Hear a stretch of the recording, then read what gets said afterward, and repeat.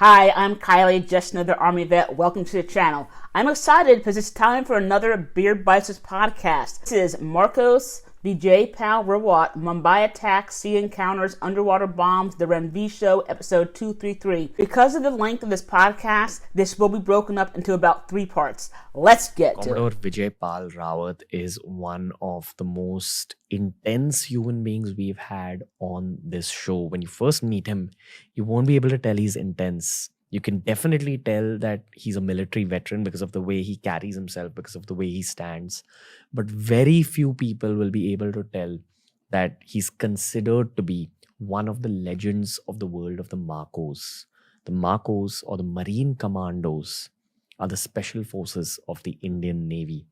They were built in order to carry out extremely difficult operations that the regular military personnel may not be able to do with ease.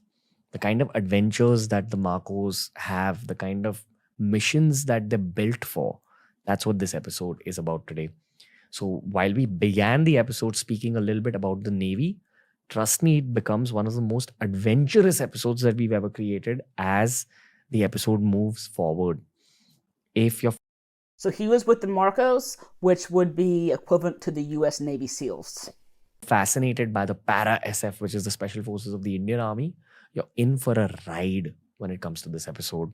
The Marcos is a concept, is a vertical of the Indian military that more people need to know of. From an international perspective, everyone knows about the Navy SEALs, but very few people know that one of the most badass sections of the armed forces anywhere in the world are the Indian Marcos. And here we have a legend of the Indian Marcos with us. Commodore Vijay Rawat is on TRS. Vijay sir, thank you for being on the show. And to the audience, I'll let you slip into one of the most iconic TRS episodes that we've created in recent times. Jai Hind. Commodore Vijay Rawat sir, excited? Oh, very excited.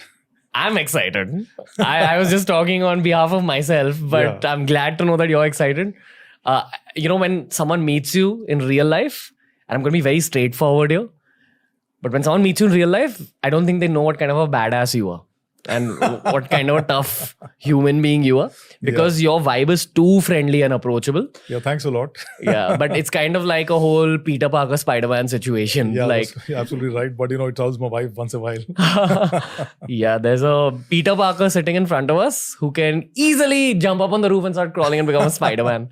Thank you. Thanks for this accolades. My God, sir, I can't tell you how collectively excited the team is to do a Marcos themed episode. We've done so many armed forces episodes. We've had Marcos based conversations come up in the past episodes. Okay. And we sat on the edit table and removed it because the internal conversation was when Vijay sir comes, that's when we'll actually do an all out Marcos based conversation. So not one data point of Marcos should go out from anyone other than you. Okay. So that's what this episode is. So anyway, once again, thanks for that. Yeah, I don't think honestly people know what Marcos is really. People have just started to even understand special forces in general because there's not much data about the armed forces out there in the public domain. Often people's understanding of the armed forces comes from movies like Sher Shah or Border. Yeah. But this is the real method in which it should come out. We also have international audiences, sir. Yeah. So I'd love for you to kind of introduce what Marcos is to both international audiences as well as Indian citizens listening in. Yeah, my pleasure actually. The most secret and elite special forces groups are the ones that you know almost nothing about. So that should say something that there's not a whole lot of information available on Marcos. See, every service in the armed forces have got a special forces element. So the special forces element for the Navy is the Marine Commandos. It was actually commissioned earlier as the Indian Marine Special Force. But later on, the name was changed to Marine Commandos. So it does confuse with Royal Marine Commando, which is not so. Because it is a special force, like they have the SBS, or we have the Delta Force, or we have SEAL Team 6. I think you might have to explain the term special forces also. Okay, I will tell you. See, what happens, like you have a normal soldier in the armed forces is trained to a certain level of combat. and based on his level of knowledge and training and skill sets, he's able to do some kind of operations. But then if you have to upscale his skills and make him a combatant who can do much beyond what an infantry soldier can do. And let me also tell you here that Indian infantry soldiers are par excellence. They are actually very good. But amongst them, if you have to find the best people and then they have to train them to become special forces, that it requires different kind of steel, nerves of steel. It requires different kind of your combination of brawn and brain. So what happens in the special forces? You find guys who are mentally very tough, physically robust, and they have a natural instinct for doing situational awareness and orientation towards any situation which is developing, which for a normal soldier may actually unsettle him, but for a special forces guy, definitely that's the way the training level is so high that it sort of becomes like a muscle memory. And so this is the second thing, is that a special forces comprised of the best people we have in the armed forces. Number two, they've got the best weapons and equipment. Number three, they've got the best platform for launch and recovery. For launch and recovery. Means when you're a launch team, I'm talking about the Marine Commandos, because a lot of launch, amongst the three services, Marine Commanders are the only force which actually operate in 3 dimensions. We use the air medium for doing insertion by skydiving, by parajumping, by slithering and rappelling. Then we use the sea medium for doing, using your ribs, rigid hull, inflatable fast boats. What is that? It's basically a fast boat which has a speed of 40 knots plus. It can carry about 16 people. Every naval special operations unit uses boats just like that. I think the U.S. Navy SEALs call theirs dinghies, but they're also used in the Singapore naval divers, and they're all over the world for the most part, but they're mostly used for insertion and extraction after you complete a mission. Okay. 40 knots translates about almost 35 kilometers per hour, which is a very high speed. And it is meant for quick insertion and extraction from a particular target area after you achieve the mission. So that is one way we can use it. The same rib can also be airdropped from a C-130 or C-17, and then we do a follow-up with a skydive. And then, the rib falls into the water, we skydive next to the rib, and within 1.5 minutes, we are into the rib, and then we go for an operation. You say it so casually with so much humility in your eyes. Again, like people don't understand the dangers involved. People don't understand the difficulty involved. I'm feeling very bad about it because I've retired, and this is the fun thing my youngsters to do, because by the time all this capability got into the service, I had just was over the curve and I wasn't able to do all those things. But at least I've ensured that this capability has now been made available to us. So today, if you look at from the equipment point of view, we are at par with perhaps the best maritime special forces in the world, including the US Navy SEALs. And so that is one. So this is another medium. A third medium is underwater medium. Underwater medium is basically, we got a 2-man craft called the Chariot craft, which has about 100 kilo of TNT slung under it. And you also carry limpet mines, which are about 7 kilos and 15 kilos. There are 2 people who sit on the Chariot craft, and one is the pilot. And the pilot console is something very similar to a helicopter console, but a very, very narrowed down version. You got a gyro, you got a depth meter, you got an echo sounder, you got a forward echo sounder, and you got a pitch indicator and battery indicators and all this kind of stuff. And it's a free flooding compartment. That means the water is coming from all around. You are actually in the water medium. You are wearing a diving set, a closed circuit diving set. And a closed circuit diving set is normally used when you have 100% oxygen in a bottle. So tactically speaking, closed circuit diving is what you want to do because you use specialized diving equipment that does not produce any bubbles. I believe the U.S. Navy SEALs, they use a system called the Dreggers, I think, and they've been using that for decades. Okay. And then when you breathe in and you exhale, the exhale air doesn't go out, because if it goes out, the bubbles are formed and somebody can make out that there's somebody underwater. So this one, when the bubble comes, bubble doesn't come, the exhaled air goes into the CO2 absorbent, which is in a canister in the diving set, and that actually converts it into oxygen again. Wow. So then that's how it is used. So the endurance, there's also got a rebreather set, and the endurance of the set is about 2 to 3 hours. Converts into oxygen. What about the endurance of the people wearing endurance it? of the people, that's the issue, because normally that's the reason why we do so much of training for the Marine Commando, especially in water. because the water is not a very easy medium. It doesn't spare you so easily. If you get tired in land, you can actually stop. But if you get tired in water, then you'll be in grief. You know, I love military podcasts because you give me so many tangents to go on, which doesn't happen with other human beings.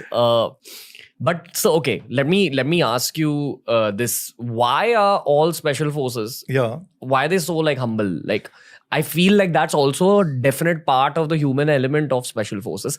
And the one thing I've understood is that there is a very strong human element. Like, while you're putting these high quality soldiers through some sort of training, you are also putting them through some sort of mental conditioning to almost make them better human beings or to make them more humble. Am I correct in saying that? Actually, absolutely, you're correct. But how do I put so that the viewers can actually easily understand? When a baby is born, he's actually raw, and he doesn't know anything. So for him, everything is natural, comes naturally to him, and then he imbibes and picks up things. I've done Marine Commando training. I've done Infantry Commando School Belgaum training, which is a very tough training of 33 days. I've also done the course, little bit of course with the NSG. Before that, I did my clearance diving course, which is basically, it's quite a difficult course. It's about 8 months course, which happens in Cochin, diving school Cochin. See, in all these courses, the emphasis is on making you raw, getting you down to your knees, getting you to the, they say you're the biggest scum in the earth and you don't, you don't exist in the earth. And if you want to survive, then you have to prove it. So what happens, they get you down. So I'm sure you guys have seen videos of U.S. Army drill sergeants and U.S. Marine drill instructors screaming their heads off at recruits and getting in their faces and smoking them, making them do push-ups, roll around in sand pits, etc. Well, the whole point of the U.S. military's basic training is to break you down so they can build you back up again. Most special forces units do the exact same thing, only at a much higher level. Down to such an extent that your mind stops working. Your mind stops working and you become like a baby. So I assume that humility comes from there. Yeah, one second, when you said become like a baby, you mean you go to a very primal level you in go your to a very primal level. You go to very primal level of survival, and just imagine your day start. I'm saying the clearance diving course. Clearance diving because we clear mines underwater. So you'll have to kind of explain the educational trajectory as well. Okay, so like people have no context. Okay, so like you have normal bombs which are dropped by the aircrafts, and they are meant to explode and create the kind of destruction. Similarly, you have sea mines which are laid underwater just to destroy some ships which are passing over it. So you have a sea mine which is laid underwater to a depth of, let's say, 20, 30, 40 meters by various mediums. You can throw it from an aircraft, you can throw it from a craft of opportunity, or you can throw it, get a submarine and to lay the sea mines. Idea is to stop the own shipping, to disturb the own shipping, and also to stop your own warships trying to trouble them. So this is this kind of mining operation which happens. So the clearance diving team is comprised of a team of divers, clearance divers, who are trained to do underwater disposal of the sea mines, which is a very high risk kind of activity. Here's a fun random fact, but I believe the U.S. Navy and probably other countries as well have actually trained dolphins to actually detect mines. It's like bomb diffusing, like but underwater. But when you diffuse a bomb on surface, I've done that course also. I have also qualified in improvised explosive devices, disposal, and also making it. Like an EOD so now tech. What happens underwater, as I told you, it's not as simple as what you do on the surface. There is an issue of equipment. There is an issue of stabilizing yourself, and there is a limited amount of people who can actually address one mine underwater. Mines actually sink into the mud, and sometimes you really keep on digging to find where the mine is. And the Indian waters are such that sometimes the mine goes to about 2-3 meters. You really can't actually, when you say 2-3 meters, under the bottom becomes clay or mud. It just sinks inside. So how the hell do you find out? And then these are the mines who they can get activated by either a pressure induced this activation, or by noise activation, or even by metallic changes of any magnetism, because they are actually meant for ships. So when a ship is moving, there is an ambient noise within the ship, internal noise of the ship. There is also the noise of the propellers, and there is also the huge metal, about 4,000 to 5,000 tons of metal moving over the water. So it is going to have some kind of magnetic disturbances, which is picked up by a mine. It just explodes. And if you have 1 or 2 mines which explode under a ship, then probably the ship will be in grief. It actually can sink. So our job is to ensure that once you detect a mine, our job as a clearance diver is to go underwater with your equipment and try to identify the mine and try to defuse the mine. one little rookie question. Yeah. Very city boy question for you. You said it's like 20 to 30 meters deep. Yeah. I've done a 36 foot dive, I believe. And it was like significantly. That's about 10, 11 meters. Yeah. Yeah. So I can't imagine how deep these mines are placed. And also, I can't imagine the force with which those bombs explode to be able to take out a ship that's on the surface. Actually, there's a water plume effect, It explodes underwater and the water plume comes up. Okay. It's like a torpedo. Exactly. When a bomb actually on surface explodes, it has got the pressure effect, it's got the waves, pressure which is coming, and the sound, and of course the sharpnels. Underwater sharpnels will not have much of a relevance, but the pressure of the explosion of the TNT, it could be 300 kg, 200 kg TNT. TNT is explosive. Yeah. You could have various other kinds of explosive, and that explodes. And then there's the column of water above the mine that actually comes up. Gotcha. And then that's called the water plume. The water plume is very dangerous. It's like a hydro cannon. Yeah, hydro cannon, and it's like a water jet, and it can actually break a ship's hull into two parts. Let's get into naval warfare a little bit. I don't even know where to begin this conversation, honestly. But what I would also like to kind of give you context on is that when it comes to the subject of hot war, where humans go up against other humans, lots of people visualize the army, like fighting against, like soldiers fighting against each other. Has there been a recent sort of violent hot war history of naval warfare anywhere in the world? See, it's like this, that all the greatest powers of the world have become great because of, among the three services, one service very predominant, which is the Navy. You see, the Royal Navy, the British Navy, most of the other people who set up colonies were all using the ships for all the movements, and so basically the Navy was the one in the forefront. All the expeditions they had from the ships only. Today, the US Navy has got a preponderance of force because they've got 11 nuclear aircraft carriers. Each aircraft carrier can carry about 90 aircrafts. Can you imagine? Together, they're bigger than most of the air forces of the world. And they can also carry about 4,000 personnel, maybe? A lot of naval warfare situations that happen all over the globe which are not reported by media. So what happens, most of the countries cannot afford to have a full-fledged war because it takes the economy down by a couple of years. If China is a emerging power, in fact, is the second largest economy in the world, and they really want to become the world power. But then to become the world power, they should not start doing all this kind of activity in the world. They should not do things because it is going to affect their economy. It's going to affect their business interests. Diplomatically, it's going to have a beating. They're going to take a beating. So all these things are there. Everybody wants to have a little bit of conflict, and keep it below the escalation matrix. That means you start something, but ensure that it is so calibrated that it doesn't go, conflict into a full-fledged warfare. Gotcha. Same thing happened in India, Pakistan. If you see Kargil, the same thing. We didn't want to cross the LOC and go that side because we could have easily done that.